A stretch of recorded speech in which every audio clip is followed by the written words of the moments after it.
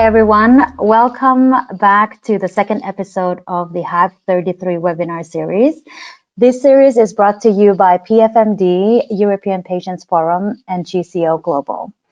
The HIVE-33 comes from high impact virtual engagement, and the 33 is for the 33 essential questions you should be asking yourself when you're arranging virtual meetings.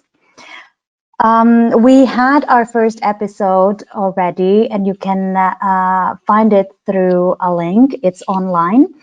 And this is our second episode. We have one more coming after this. This is a combination of pre-recorded content and live Q&A. So stay with us until the end to ask your questions as well. Elena and Sean, over to you. Hello, everyone. Thank you very much, Chi. Welcome back. My name is Elena Balestra, and I'm Membership and Capacity Building Manager at the European Patients Forum. And at EPF, we represent the voice of patients in Europe. Hi there, guys. Welcome back. My name is Sean Baulk. I am a project team lead at GCO, Global Conference Organizers. I look after a group of project managers who, in turn, run and execute face-to-face, virtual and hybrid events all across the globe. And we're really happy to have you here with us today, Sean. Last episode, we started bombarding you with questions about how to organize impactful events. And to do so, we use a structure that we call the Circle of Seven. Can you explain us a little bit about this structure and what we're going to focus on today? Yeah, sure, no problem. I'll just do a quick recap from the last episode. So as I mentioned, this is a Circle of Seven. So this is a concept that me and my team came up with to help support our clients execute well-rounded virtual events. They consist of 7 pillars. Last episode, we discussed the basic starter questions and the presenter speaker.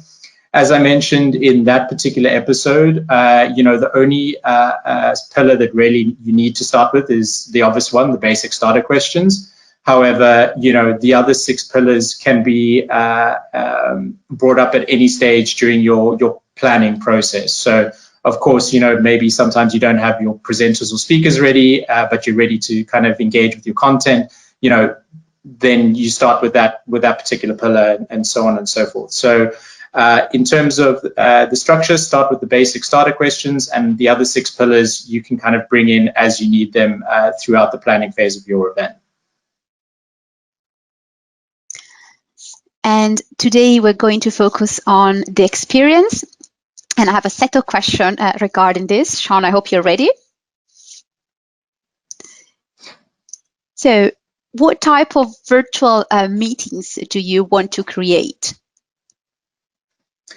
Yeah, so this is a very, important question, and it seems like an easy one, but it's not really when you kind of think deep into it. So, in terms of what I mean by this, so one of the first things to look at is this going to be a fully live event, where all your presentations are going to be completely live, streamed through the internet? Or is it going to be a simulated live experience or semi-live experience? What I mean by this is, will it be a mixture of pre-recorded with maybe some live Q&A? Maybe it'll just be a pre-recording and you will be answering Q&A live during the session. Or will it be an automated event? This is something that's not talked about very often. Maybe you have a audience that is spread over many time zones, many demographics, and you want to hit them at multiple times throughout the year. Sometimes it's better just to create a piece of pre-recorded content and set them up automated in the platform that you're using, and just let them play. Obviously, the disadvantage of using automated is you really cut out the engagement side or aspect of your meeting. So it is something to think about when you're doing automated. What I can suggest is, if you are interested in automated, always make sure that there is a recourse for people to get hold of you after the fact, so that they can engage with the content, after they've watched it. Because of course, if they watch it and then they've got no recourse to contact you, then it kind of falls flat. So that's one aspect of it. then you've got to consider, will this be a one-off event, so completely standalone? Will it be, and if it is a standalone event, will it be just 1 day, 1 hour? Will it be a multi-day event? Or will it be a series like we've created, here today? So we knew that we had, a body of work. We recognized that that body of work could not be done in one session, and a webinar series was the best way forward in terms of this particular engagement. But this is something very important to think about, when creating the strategy for the event.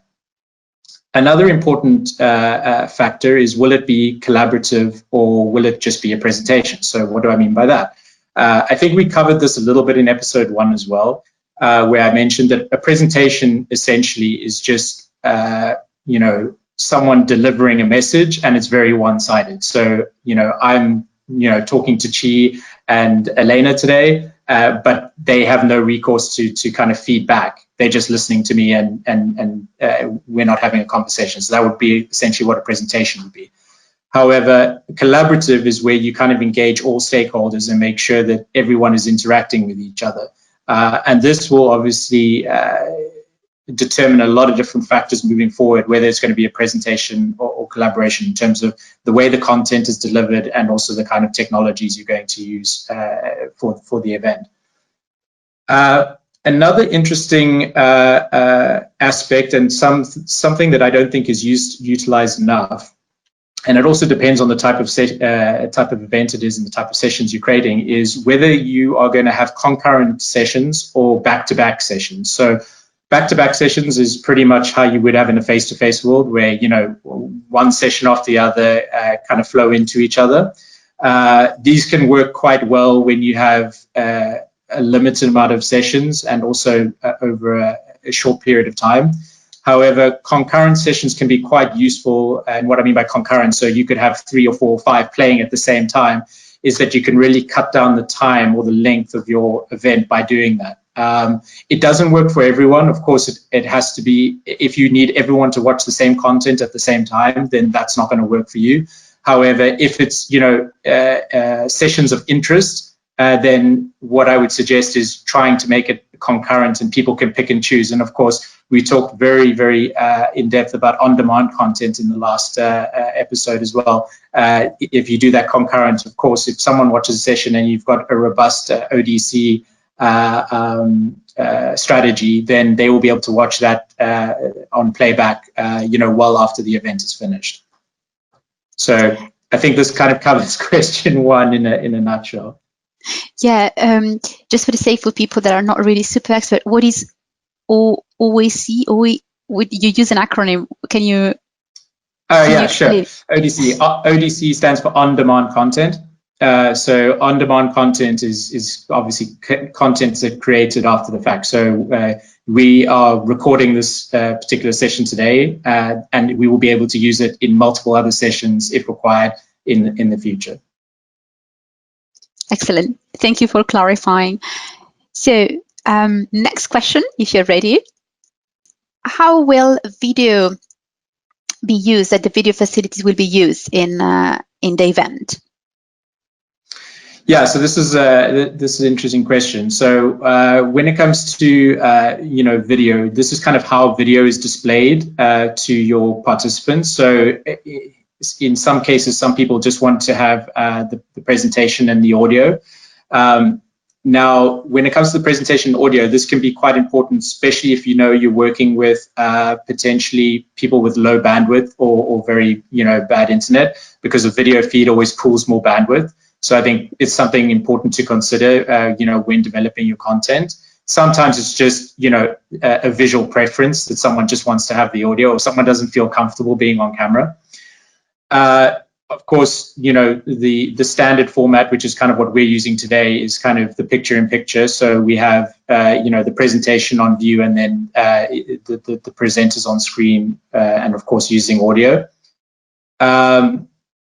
When it comes to the kind of visuals as well, don't take it for granted that this is the only format that you can use. So you're currently watching a session that's been edited, and I'm pretty sure you can see through the editing process that it looks decidedly different to kind of the standard, webinar that you currently are watching, every week. There seems to be tons of webinars coming out weekly to watch, and they all kind of have this basic format with the picture-in-picture. We pre-recorded this session, and what we did was we sent it to our technicians, and what they did was kind of create a polished version that we think is slightly more engaging than the regular standard format. And this can be quite impactful and also low cost in terms of the editing process. So next question for you, Sean. When to choose one-way or two-way audio? If you could also explain what is it for the people that are not used to.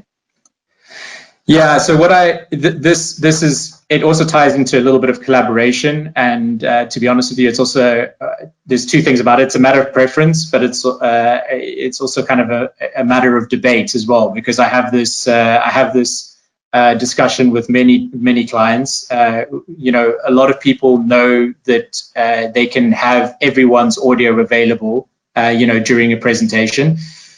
We tend to err on the side of caution. So when it comes to one-way, this is a one-way audio session that we're running right now. Yourself, Chi, and me are, talking to our participants, but our participants cannot talk back. And during the live Q&A section, that will also not be available, either. It'll just be through the chat functionality. This is a strategic move, and I'll explain why after I explain what two-way. So two-way is obviously the opposite of what one-way is. So this gives people the ability to feed back to their presenters. The participants are able to talk back to the presenters. So there is a danger there. What I tend to, how I tend to structure it is I say the fewer participants on two-way audio, the better. So anywhere between 10 and 20 is probably manageable. Anything above that, it can kind of get out of control. If you do have someone who is managing your audio, so if you have an AV team, it can become a little bit more manageable with more people, because they can obviously mute microphones and control it. If you're running it by yourself, I would really suggest not doing two-way audio, especially for large groups. As you can imagine, if you're in a group of, even 50 people, so let's not even talk about 500, 50 live mics can become very problematic. If you're having a conversation and then 5, 6, 7, 10 different people are trying to interact at the same time and talk over each other, it really, lowers the quality of the presentation. So definitely something to think about. I know people are very keen to have, a conversation. However, I think there are other ways through chat functionalities and Q&A where you can do this, or just creating very tactical breakout rooms and making the session smaller so that people can have those conversations. It's not always possible, but if you think about it and try and build it into your strategy, it can be done. Yeah, no, absolutely, because obviously when we are in a virtual room, we don't really have the luxury of, you see others, but you don't have this sense of vibration, who's going to start speak first. And then immediately you have the moment of silence, and then suddenly 3 people are speaking at the same time. So unfortunately, this is one of the things that we really need to think through when we are talking about virtual event in comparison to face-to-face events, obviously. So moving on. Yeah, of course, we talk about the 2 ways and one-way communication, but how do you want, and if you want, participants to be able to communicate with each other, not only with you as a speaker or as an organizer? How do you handle that? Yeah, you touched on there very specifically. This is about inter-participant communication, not necessarily with speakers. And I think it's something that doesn't really get thought about a lot, especially in the small meetings. I think it's once again, it's a matter of choice. It's a matter of strategy. But I'll give you kind of my cliff notes on how I see it. In terms of short meetings, and when I talk about short meetings, I'm talking about 1 hour to 2 hour meetings. I think the chat functionality is enough. So what you tend to find is the speakers can chat to each other individually. and then the participants can speak within a group chat, or even sometimes individually. So you'll be able to maybe see a colleague who's also attending the same webinar and have an individual chat with them about the session that's taking place. That's obviously a very basic and less engaging way for some people to have conversations. But I think in 1 or 2 hours that's session, that's probably all you need. When it comes to 1 day plus or even a half day plus, maybe more elaborate methods can be introduced. So maybe a networking area, maybe the potential to use avatars, maybe a platform that can engage with the audience so that participants can have one-to-one meetings with each other and be able to book individual sessions to have conversations. And also maybe some sort of chat forum where people can, interact in terms of specific topics and engage in specific conversations. What I will say about this is for every level or every additional piece of engagement you add, it tends to add to the cost. So I mentioned avatars there. This is one of the ones that would probably cost the most. Just in terms of the technology and the pricing structures, those tend to be quite expensive. I also tend to think avatars are quite early in their development phase within virtual, so I think they are getting better. I've seen a couple of really cool companies that have come out recently, but there's still quite a few bugs and things that don't work out exactly how you like them. So don't think that avatars are going to kind of be the new face-to-face. It's not the case, but if you have the budget for it, and if the avatar system can suit your needs, then I can recommend a couple of options there. Yeah, no, absolutely. And I was just thinking that I think it's also very much depend on the audience and the content you want to deliver. And if you think that people will be distracted by being able to communicate to each other, I was thinking of online schooling, or with our EPF youth group, I wouldn't do that because they would start like chat with each other and not focus on the content. So I think there is also this dimension that we need to take into consideration, right? I mean, how much you want this type of interaction to be, or people focusing on the content, or in some moments to focus on the content and others to communicate with each other. You raised an interesting point there, and I want to mention just quickly about the one-to-one meetings. So just want to be clear that if you have sessions and you're worried about one-to-one sessions getting in the way of that, generally the platforms that you're using to operate those one-to-one sessions can be edited so that people cannot book meetings with each other during your broadcast sessions. So yeah, I think that's quite key. There are a lot of good platforms out there that give you that functionality. So I know that some people are worried. I don't want people missing my session because they're having one-to-one meetings. So this is definitely something that's being catered for with quite a few platforms that we use. So moving on. What do you want or need? Do you want or need additional engagement functionality? Do we? Sean, what do you think?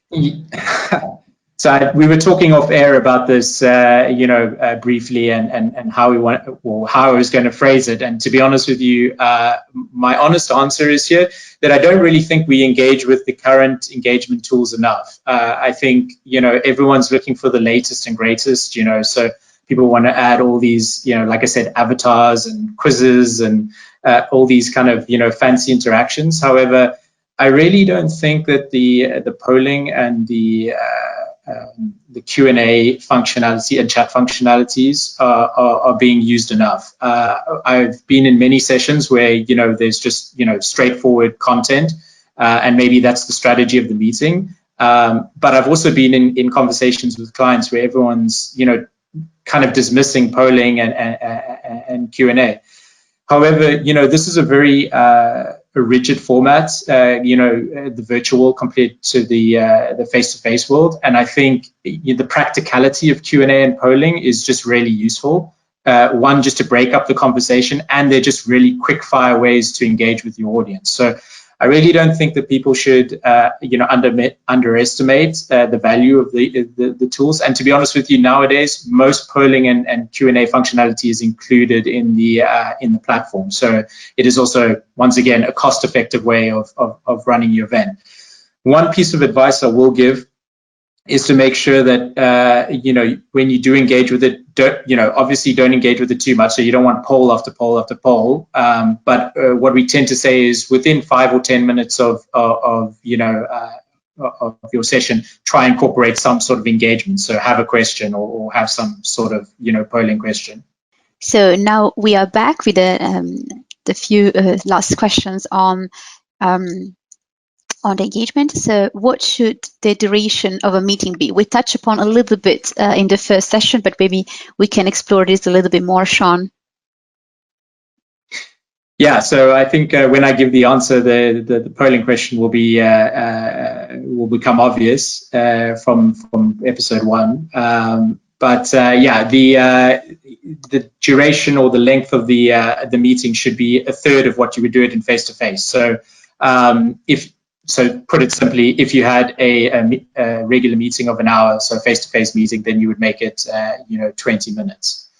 Of course, this is not always possible because of the amount of content. Even, we discussed this in length. We would like to have made our sessions 20 to 30 minutes if we could, but just with the matter of content that we had. So I know that it's not always possible. So there's other ways of doing it. So if it's a really long event, or if it's it's somewhere where there's a lot of content, consider trying to, as we've done, break it up into a webinar series, or maybe do a morning or afternoon session. So maybe have the first 2 hours in the morning and the last 2 hours of the afternoon, and leave people in the middle to be able to have a breather. As I mentioned previously, maybe try and use concurrent sessions to bring things down. Like I said, it depends on it depends on the strategy of the meeting, but concurrent sessions can always help. But I think what's really important is not just the duration, but also the breaks that you put in. I had a meeting the other day, and the agenda that I was given was very much a face-to-face agenda, but just put into a virtual format. So, I was given a spreadsheet of 5 days and 8 hours of content per day. I had to be really honest. It just didn't work. So what we did was it was a 4-day meeting. We made it 5 days. So we cut 2 hours, straight away out of each day. And then what we did was we also added a few concurrent sessions where it was possible. It wasn't possible in every single stage. And we also made sure that maybe not long breaks, but at least many short breaks were had. So maybe there's sessions that didn't need Q&A, but instead of having the Q&A, we used it for people to have a breather, go get a coffee, and have a break. So yeah, not just the duration, but the breaks that you're giving during the duration of the meeting are very important. Yeah, no, absolutely. And this is especially important for the community we are working with, for the patients community, for example. People can get very easily fatigued from being in front of a screen. And I think it goes back to what we discussed a lot in episode 1 about the curation, right, of an online event, that you have the possibility to cut really and to go to the essential, which I think is one of the big plus of online events. So we have another question for you. It's a nightmare question for any event organizer to always gather all the content that they need. If there are slides, how will this slide be presented? Yeah, this can be a really tricky question, because especially when you've got multiple presenters who are creating, their own content, it can be, and also the lead times to when you actually receive the final product can be, quite last minute. So it's more just a few kind of like, top tips to start with that can maybe negate a few of these issues. So what I would say is definitely offer a slide template, to the presenters so that they're all aligned, and then it creates some kind of uniformity across the meeting. I was in a kind of presentation the other day, and the slide templates were kind of, every single one was different, and there was probably about 10 different speakers. So every time they bounced back from one to other, it was just, it just felt very confusing. Even though the content was quite engaging, it just took away from my focus a little bit, the fact that the templates were all different. Very important is to make sure that the slides are not busy, and this can be quite tricky for the meeting organizer because you don't tend to see it. But what I would say is at least give the information to the speakers in advance, so at least that they're aware of it. Rather have more slides rather than pack content on one slide. So if that's a possibility, to do it over more slides. I mean, you've seen the slides that we're using today. They're very kind of basic, simple. We're not, we're not overtly, pushing the content. And that kind of also leads me to, another point is, this is a visual medium, essentially, but it's also very much about the audio. So, don't spoon feed your audience. They don't need to see every point that you're making. Of course, you have notes and you have things that you want, discussion points that you want to have.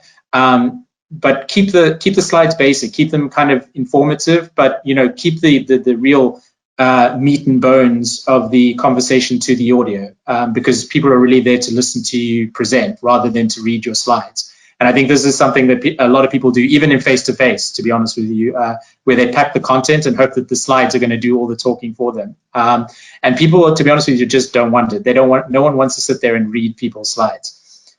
Another thing to consider, and we actually talked about this as well, is the embedding of videos and animations. Be very wary of this. If there is a video that you want to show, rather do not embed it into your slide, but rather play it as a standalone video. There's all sorts of complications that can arise when putting it into PowerPoint, especially if you're doing it on your own. And another thing to look out for is there are some platforms that don't necessarily upload your documents the way that you've saved them. So, for instance, I used a platform the other day where it was made clear to me that everything, if you have a PowerPoint slide and you upload it into that platform, it actually converts it to a PDF. And this really affected the formatting of the presentation. So, be very wary of that, and make sure once it's uploaded to recheck it on the platform if you're uploading your presentations into the virtual platform. Yes, sorry, I was laughing because obviously I've been guilty of putting too much content on my slides, and I think in the virtual room, I think we're all guilty of that. So just saying to share the burden. So we conclude the part dedicated to the first part of our webinar. Now we're going to move towards focusing on actually the participant, and we have another set of questions for you, Sean. Are you ready? I hope so. Let's see. So, first and foremost, who are the participants? Yeah, so this is kind of, we touched in a similar way in episode 1, who are the speakers, and it kind of works a similar way to who are your participants, right? So, and I'll kind of lean into what we discussed in episode 1 is, if you have participants that are kind of inside your organization, it tends to be a lot easier to organize the meeting. You tend not to have to do as much promotional activities before the event. They have a vested interest in attending, right? So they're interested in the subject matter. They're already engaged. They're part of the community. So, you don't have to try it particularly hard. So your timeframes for advertising and marketing the event can kind of be, shorter. When it comes to participants who might not necessarily be part of your organization or your community, you need to consider the fact that you're going to maybe have to promote this a little bit more, right? So they might be people that you're trying to reach out to. They don't necessarily know that they're interested in the subject matter, and this will require a lot longer pre-engagement time to kind of get them interested, right? So I think that's one side of it. And then another key part of knowing your participants is also their demographic, right? So, and there's a couple of demographics I want to speak about. So one of the demographics would be, age, and I'm definitely not ageist. I'm getting old myself, but the type of platforms and strategies you employ for your content can sometimes need to be adapted depending on the age of your audience. So, a younger audience tends to be a bit more IT savvy. They tend to be a little bit more, they can handle a little bit more risk in terms of what they're willing to do in terms of, downloading certain platforms. Whereas I have found, I had a friend who works in the industry who had an event for pensioners a few weeks ago. And, there was they had chosen a product that needed downloading, and it wasn't particularly complicated, but it wasn't a cloud-based or web-based platform. So they had to download it, and there was all sorts of, drama in terms of the communication of, it wasn't everyone, but there was a large majority of people that really needed help through the process. So, that's definitely a consideration. And then we've also touched on this other subject, this other demographic before. Really consider where in the world your participants are as well. Yeah, absolutely, because it goes back to what we were talking about in episode 1, bandwidth and time and everything, and what you can do in terms of interaction. Now, this is absolutely, and you can dare a bit more with digital native, as they call them. So this is a question that probably 10 years ago we wouldn't ask ourselves where participants would be absolutely with us in the same room. But now, where will the participants be located? Yeah, so once again, we brought up, this was also kind of a speaker-based question as well, but it's kind of slightly different with participants, and it's a little bit more flexible, because with speakers we were talking about time zones, but of course they need to be there for that, that particular session. I think when it comes to where your participants will be compared to speakers, is I think you really want to gauge where the majority of your audience is and really focus in on that, and then kind of have a plan B and a plan C. So, let's just say your majority audience is Central European time, then, you want to cater towards that particular audience. In that specific example, you are a little bit lucky in terms of going, east or west, because you can maybe cater to, some time zones, either side of that particular time zone. If you're East Coast based, it becomes a bit trickier. So you focus on your East Coast audience, and you maybe are able to attract a European audience, but then, for instance, maybe your Asian market is completely, foregone. Now, what I want to say about that is, we talked about ODC, on-demand content. This is where this, this topic raises its head again. Is cater to your majority audience for the live event. You will always get other people that are willing to watch outside of their time zone when it's maybe not necessarily convenient. But for those where it's totally not an option, leverage your on-demand content and make sure that people can, watch it, after the event. And as you discussed, as you kind of mentioned at the end of the last question, really consider where your participants are in the world. You discussed like low bandwidth or lack of internet capability. That's where the on-demand content comes in again, because maybe they can't watch live because maybe at that particular moment in time, internet is scarce. But with the on-demand content, they'll be able to go find that bandwidth at some point, download the content, and then watch it when they can. So a new question for you: how many participants are expected to attend? And maybe if you can elaborate a bit more, if it's a live event or if it's an on-demand, on that one. Sean, after you.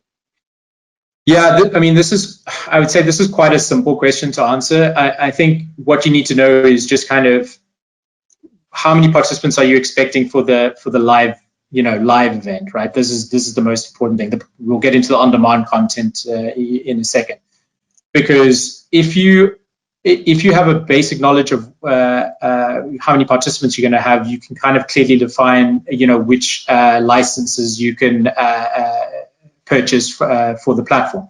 So a lot of platforms kind of do a per person license scheme. So, if you have, 0 to 500, it's a certain price. If you have 500 to 1,000, it's a one price. If it's maybe 1,000, I did an event the other day where they weren't sure if they were going to have 5,000 to 10,000 people. And, we had to just buy the license for 10,000 to make sure we covered.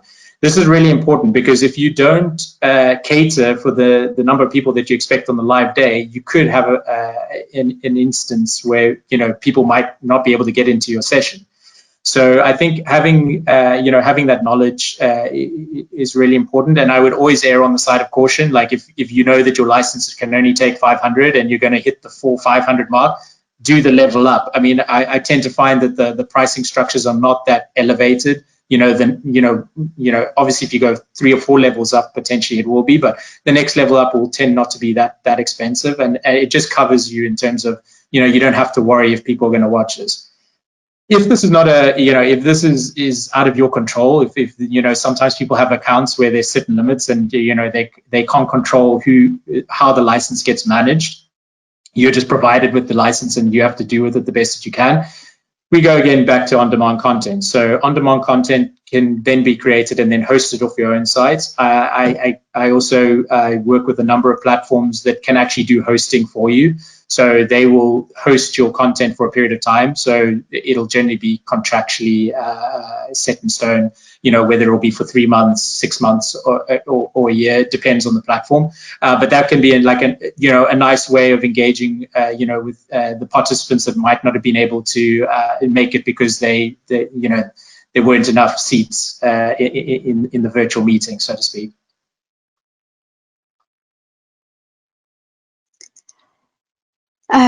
Let's move on to a more, let's say, marketing question, if you allow me. How will we invite the participants to a virtual event?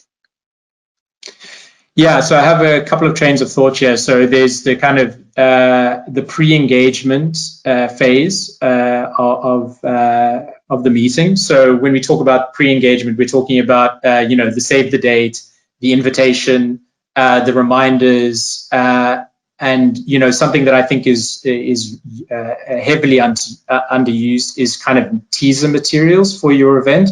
So what I mean by teasers is, especially if you've got pre-recorded content, maybe take an excerpt of a very fundamental part of it and just give a taste of that session to your audience, either through social media, Twitter, Instagram, Facebook. I think this can be a really good way to pre-engage your audience and also give them a taste of what to kind of expect during the event. And you can kind of do it on multiple levels. You don't just need to do it once. You could maybe do it 3 or 4 times with different, maybe different presenters, so that you can kind of bring in different audiences based on their tastes, right?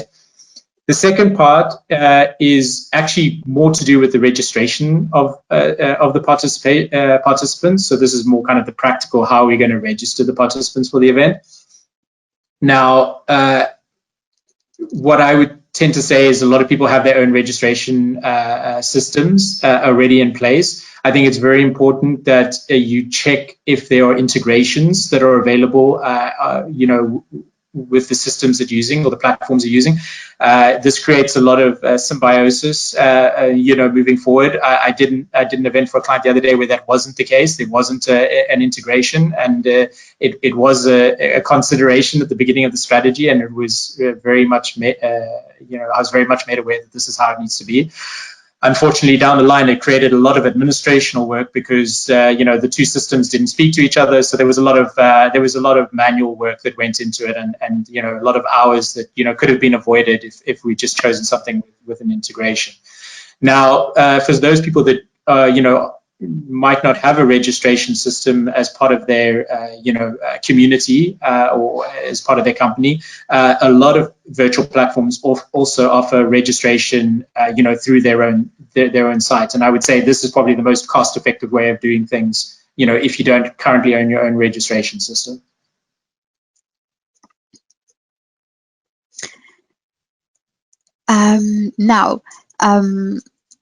Yeah, that's the next question, definitely. So if we ask people to register, what type of registration is required to attend a virtual event? And maybe if you can also hint a bit of what we need to know about our participants to make sure that they enjoy the event as much as possible. Yeah, so yeah, this can go in quite a lot of different directions. So I'm going to try and kind of keep it brief. So you know, is it going to be a free event where you want to make it as accessible as possible? So you just want it, you just want one click and they're there, and potentially just enter the webinar. This is a way to obviously get a large audience in the easiest possible way, because I think sometimes registration process can be quite laborious and tough. So if you have a registration process already as part of your organization, use that, and then maybe on your reminder or your final reminder emails, have the link already embedded into that reminder so that people can just click the link and they can go straight into it. I think that's kind of a good way of doing things. However, sometimes people want maybe it's a pay for event, or maybe there's certain information that they want to garner before people enter the webinar. I'll give an example. We had an event the other day where we had an association that was it was a pay-for event, so the association members had to pay to enter the event. However, they wanted the flexibility to have either a full day pass or 1 day pass. It was a 5-day event, so we were able to leverage a particular platform so that people could actually buy 1 day passes just for the content that they wanted to watch, which I think can be really handy, especially in the days of tight budgets and tight purse strings. People don't necessarily, maybe they're not interested in 2 or 3 of a 5-day event. This kind of lets them pick and choose what they want. And what you can also do is bundle it in at the end and make people pay for the on-demand content after the event, so that even if they missed out on the live portion of it, they might be able to purchase the on-demand content if they missed out on it. But yeah, something to keep in mind. Like I said, I think anything where there's emails or passwords needed, or information that's garnered from individuals, I think we also need to consider. And we discussed this. Someone actually asked this question, I think, in the last episode about GDPR and security. Just make sure that the information that you are garnering is obtained in a legal fashion and is used in a legal way. So always make sure that your platforms are you've checked them and their security standards. We'll talk about this a little bit in episode 3. I'm not going to bore you now with it, and episode 3 I won't bore you with the deep details, but I will definitely give you some pointers in episode 3 on different aspects just to look at, or questions to ask your platform when it comes to the security of your registrants. Yeah, no, absolutely. And I can tell from a participant point of view, this might be helpful for someone, that I adore the option of, that the tool gives me the possibility to save the information automatically in my calendar. This is a lifesaver with different virtual events going on. And I think this is not all the platforms offer that. And this is very much a plus. So you have all the information you need and the pop-up calendar when you need to join the virtual event. And this is really, really handy for both the participants and obviously the organizers, because they are sure and more relaxed of the fact that people will know when they have to log in. At least this is my experience on both sides. Now we actually that was my last question for today, Sean. So you survived to the shower of questions for the day, and I think I will hand it over to Chi. Great, thank you, Elena. Thank you, Sean. That was a great number of advice on the making sure that the experience is smooth and taking participants into consideration. So let's go see what questions you have in the live meeting.